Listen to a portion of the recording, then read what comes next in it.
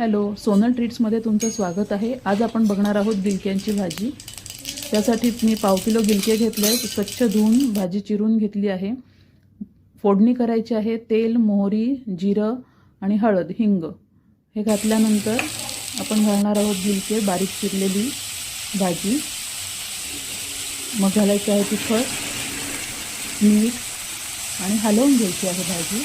हे सगळं मिक्स होईल त्याच्यामध्ये आणि एक वाफ येऊ द्यायची, म्हणून आपण त्याच्यावर झाकण ठेवूया। 5 मिनिटात झाकण काढल्यानंतर थोडासा दाण्याचा कूट घालायचा आहे, चवीपुरता गूळ घालायचा आहे आणि थोडीशी कोथिंबीर घालायची आहे। भाजीला चव छान येते। पुन्हा एकदा झाकण ठेवून देऊ, म्हणजे 5 मिनिटं ती भाजी चांगली अजून शिजेल।